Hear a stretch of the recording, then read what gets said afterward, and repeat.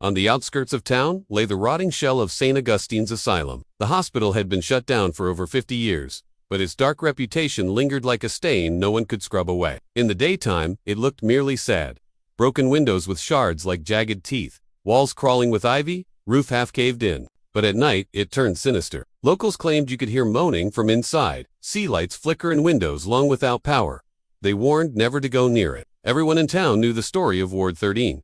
Ward 13 had once housed the most dangerous, violent, or unhinged patients, people whose families gave up on them, whose minds were truly broken. Records were sparse. Rumor said the hospital deliberately lost them, but one name endured in local legend: Eleanor Price. Eleanor had been admitted in 1952 after slaughtering her parents with a kitchen knife. She was 22 years old. The records described her as delusional and violent, convinced something had taken over her body. Her last days were filled with hysteria, and staff said she screamed every night that something was trying to get out. Then, one night, the screaming stopped. Nurses found her dead in her bed. On the walls in dripping letters were the words, "He's inside me." No one knew how she did it. The blood was hers, but her wrists weren't cut. Her eyes were wide open, frozen in terror. After that, Ward 13 was sealed. Staff refused to work there. Patients in other wings complained of nightmares, hearing Eleanor's weeping echoing through the walls. Within a decade, the whole hospital was closed. In 2023, Daniel Myers was a 24-year-old medical student, deeply skeptical of anything supernatural. He was analytical, rational, always seeking the real explanation. When he heard the rumors about St. he decided to prove them wrong and filmed the whole thing for his YouTube channel. Urban legends are just that, he told his friends. I'll camp there all night and show. It's just an old building. They tried to talk him out of it, but Daniel wouldn't listen. So one October evening, he packed his backpack with water, snacks, a flashlight, a GoPro, his phone, and an old EMF detector he borrowed as a joke. He climbed through a hole in the fence just after dusk, recording everything. As he walked down the overgrown path, the huge, decaying building loomed before him. Vines choked the facade. A rusty wheelchair sat toppled in the weeds, one wheel slowly spinning in the wind. "Atmospheric," Daniel said into the camera, smirking.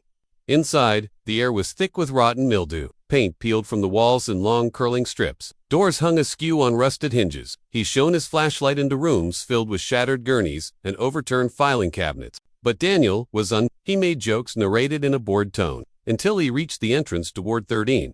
The door was warped but intact, the number barely visible under grime. As he pushed it open, it let out a shrieking groan. Inside, the hallway was narrower. The walls were marked with old bloodstains. He panned his flashlight over the floor and saw a gurney twisted like something had crushed it. He passed empty rooms, each one worse than the last. Restraint straps hung from beds. The smell was stronger here, even after all these years of sour, metallic tin. Finally, he found room 13B. The door was closed. Daniel laughed nervously. "Here we go," he said to the camera. He twisted the handle. It moved with a reluctant groan. Inside was a small, windowless room. An iron-framed bed sat against the wall, mattress torn open. The walls were covered in brown, faded smears. He stepped closer. "He's inside me," the words were there, the letters large and shaky. Daniel swallowed. For the first time all night, he felt uneasy. He sat down against the wall, shining the light on himself. Okay, spending the night in the famous room 13B, no ghosts so far. But the temperature dropped. He shivered and saw his breath. Then came the whispering. At first, he thought it was wind, but it was voices, slow, muttering, overlapping. He stood quickly, heart pounding. He called, "Silence." He turned in a slow circle. The words on the wall seemed darker now, fresher. The flashlight flickered. Then he heard giggling. "Hi, childish," he whirled. In the corner, something moved. He raised the light and saw her. Eleanor Price. Her gown was filthy and shredded, soaked in old blood.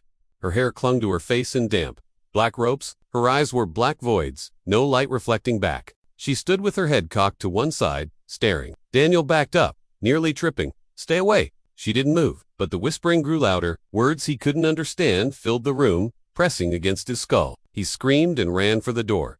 It slammed shut on its own. The light went out. In the dark, he heard her breathing wet, gurgling. He hammered at the door, but it wouldn't budge. Then she was right behind him. He felt the icy fingers close around his neck. The last thing he saw was the reflection in the broken glass of the door. His own face, eyes wide, mouth open in a silent scream just like Eleanor. Days later, the police found his camera in the hall outside Ward 13. On the footage, you see Daniel scream. The camera topples, showing only his feet as they drag across the floor. Then there's darkness. At the very end, you hear his voice, "Ragged, he's inside me." they never found Daniel's body. To this day, teenagers dare each other to sneak in. Some say they hear Eleanor weeping, others say they hear Daniel screaming, and a few who stay too long come out different. Their eyes wide, their mouths whispering words in someone else's voice.